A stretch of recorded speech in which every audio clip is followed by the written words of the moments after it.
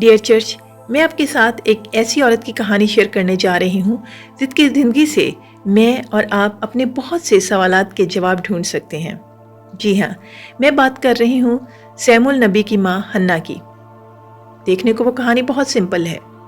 वो बे औलाद थी, बल्कि सिर्फ बात यहीं तक नहीं, क्योंकि उसकी जो सौकन थी वो उसे दिन रात इस बात पर ताने देती थी क्योंकि उसके यहाँ औलाद थी, लेकिन हन्ना की कोई औलाद नहीं थी।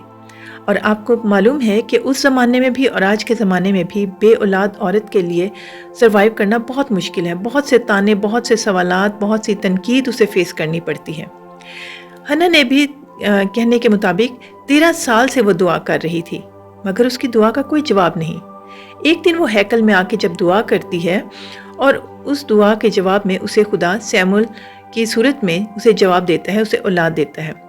आखिर वो क्या बात थी कि वो 13 साल से जब वो दुआ कर रही थी तो उसे जवाब नहीं मिला, और फिर क्या हुआ कि उसके दुआ का जवाब मिल गया। जी हाँ, यही वो खुद बात है जिसको खुदा हमें सिखाना चाहता है, जिसकी वजह से इस कहानी को कलाम मुकद्दस में रखा गया।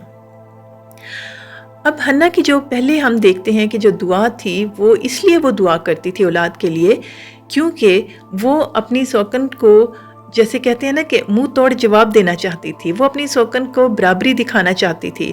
वो मुआशरे को, लोगों को, शायद अपने खामद को भी बताना चाहती थी कि मैं बे औलाद नहीं हूँ। लेकिन वो इसलिए नहीं सिर्फ चाहती थी कि वो औलाद की ख्वाहिशमंद थी, बल्कि वो दूसरों को जताना चाहती थी, दूसरों से मुकाबला कर रही थी। इंसानों पर और दुनिया पर और दुखों पर उसकी नज़र थी। लेकिन जैसे ही उसने लोगों से नज़रें हटाकर हैकल में दुआ की, आप कहेंगे कैसे पता चला कि लोगों से नज़रें हटा ली? क्योंकि जब वो दुआ हैकल में कर रही है और एली काहिन ने कहा कि शायद ये ड्रंक औरत है, शायद इसने पी रखी है, उसे इस बात की कोई फिक्र नहीं थी कि काहिन क्या कहेगा, लोग क्या कहेंगे। इस वक्त उसकी नज़र सिर्फ और सिर्फ खुदा पर थी। वो खुदा के सामने उसने अपने दिल उंडेला था। लेकिन इससे पहले जो है उसे लोगों की फिक्र थी। वो लोगों से अपने आप को मनवाना चाहती थी। वो पीपल कॉन्शियस थी। लेकिन इस पॉइंट पे जहाँ पे वो हैकल में आके दुआ कर रही है 13 साल बाद, इस वक्त उसे अपनी हालत की कि क्या मैं बोल रही हूँ, क्या लोग समझेंगे, क्या होगा, उसे इस बात की फिक्र नहीं।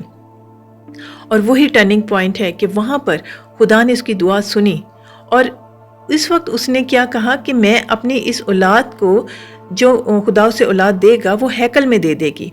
इस वक्त उसका अपने से नज़र हट गई थी। इस वक्त उसको ये नहीं था कि दुनिया क्या कहेगी, मेरी सौकन क्या कहेगी, मुआशरा क्या कहेगा। इस वक्त वो 1 to 1 खुदा के साथ थी। और यही वो मुकाम होता है जहाँ पर हम मौजज़ात देखते हैं, जहाँ पे हमारी दुआएं सुनी जाती हैं। क्योंकि जब हम लोगों से नज़रें हटाकर, दुनिया से नज़रें हटाकर, मुश्किलात से नज़रें हटाकर खुदा पर नज़र लगाते हैं तो खुदा की और हमारी मर्ज़ी एक हो जाती है।